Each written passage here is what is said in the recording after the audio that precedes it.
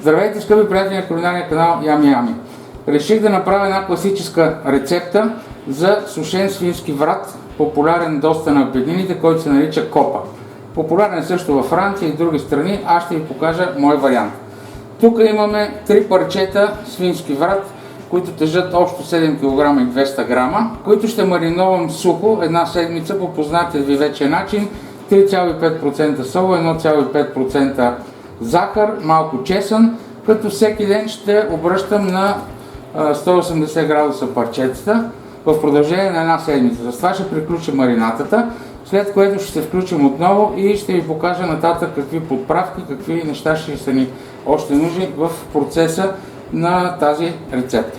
Ето сместа, която приготвих за мариноване в грамажите, които споменах и които ще напиша отдолу под видеото в описа на рецептата. Всеки може да ги види. Останалите подправки и консумативи ще ви спомена, когато минем на следващия етап. Така много добре разтривате с тази смес парчетата месо от всички страни. Ако имате повече парчета месо, не е добре да бъдат едно върху друго. Трябва да бъдат едно до друго, но не едно върху друго, за да могат да се осолят равномерно. Това е осоляване контролирано. Тук нямаме повече сол, отколкото ни е нужда и затова трябва да постъпваме както трябва.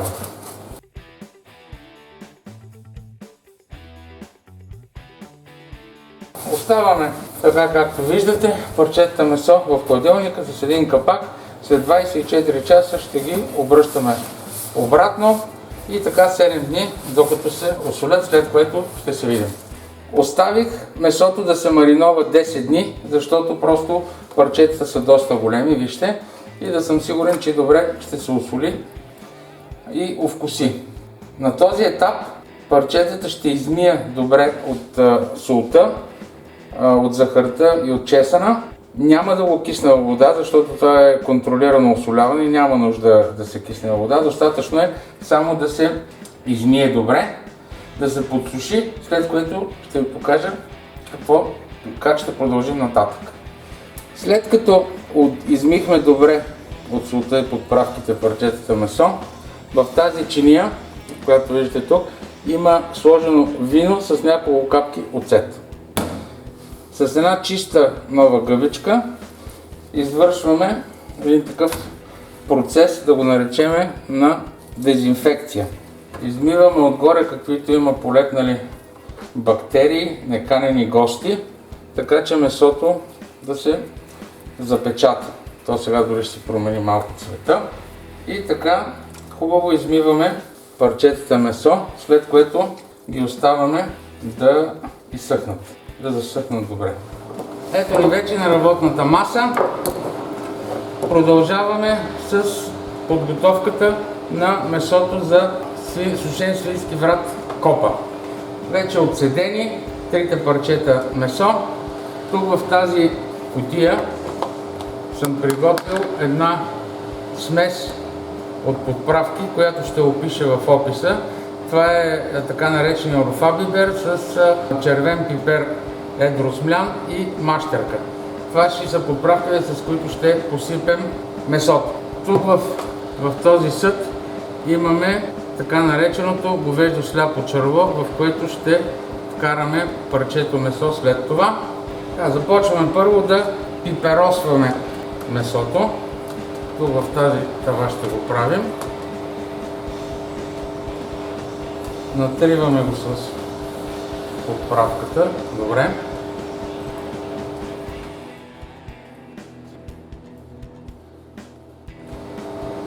Добре е месото да не е мокро, защото ако е мокро, трудно ще полекнат подправката.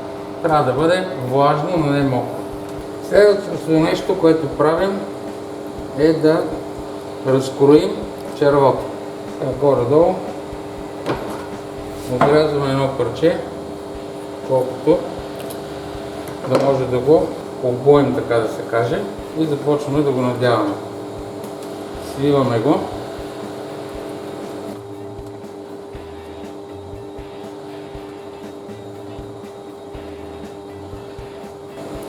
Така, тъй като тази част идва в повече, затова това парче ще го отрежеме излишното, което е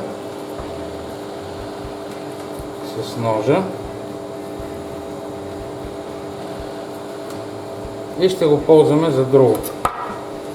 Тази част, която остава тук, така, също ще я притаросваме.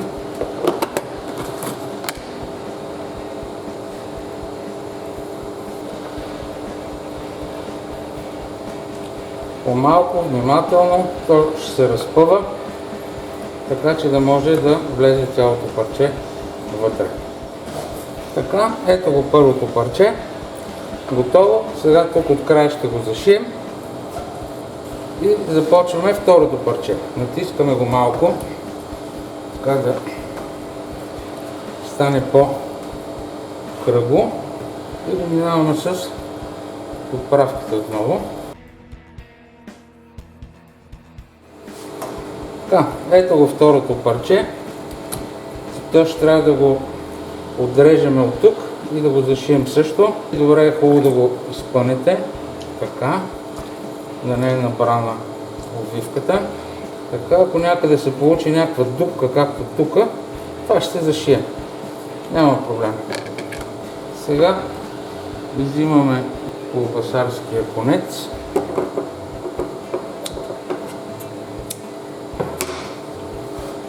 И го завързваме в най-стегната форма.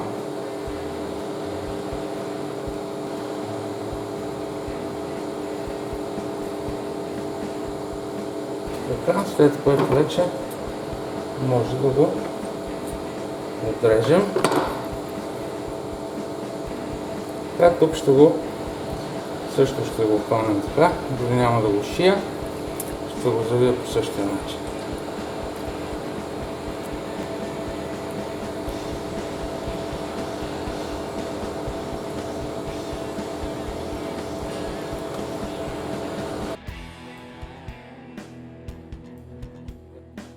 Ето, скъпи приятели, 1, 2, 3 парчета.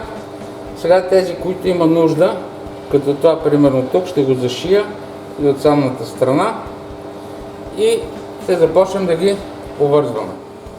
Ето, скъпи приятели, какво получихме от нашия врат, копа, който сега ще изсушим.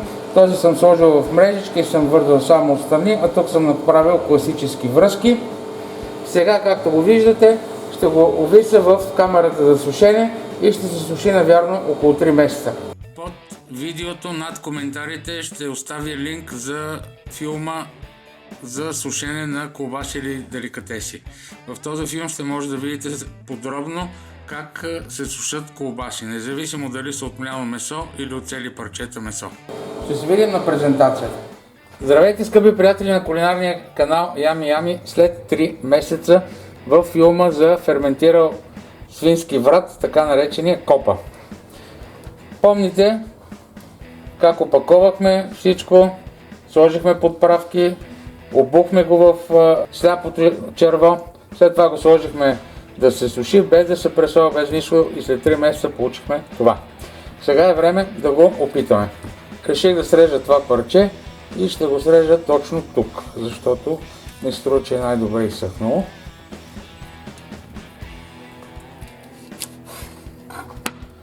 Ето, скъпи приятели, вижте за какво говорим.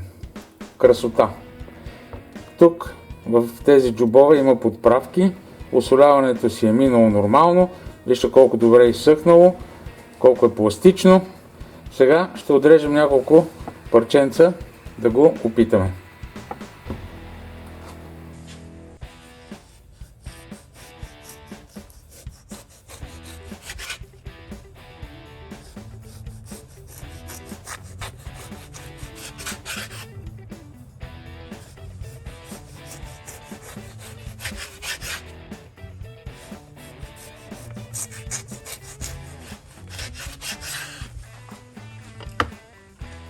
Ето, скъпи приятели, вижте за какво става дума. Погледнете какво пластично парче. Това е обвивката. Тук има подправки. Създава се между вивката и месото атмосфера, където се е получил много хубав вкус. И ще погледнете колко е пластично. И сега да го опитаме на вкуса. Искам да ви кажа, че перфектно е скромно казано. Наистина, това е нещо изключително вкусно. Препоръчвам ви, направете си, ще останете супер доволни. Това е просто един деликатес. Ако ви е харесал филма, оставете по един лайк и се абонирайте за канала. Хубавото предстои. От мен всичко хубаво, бъдете здрави!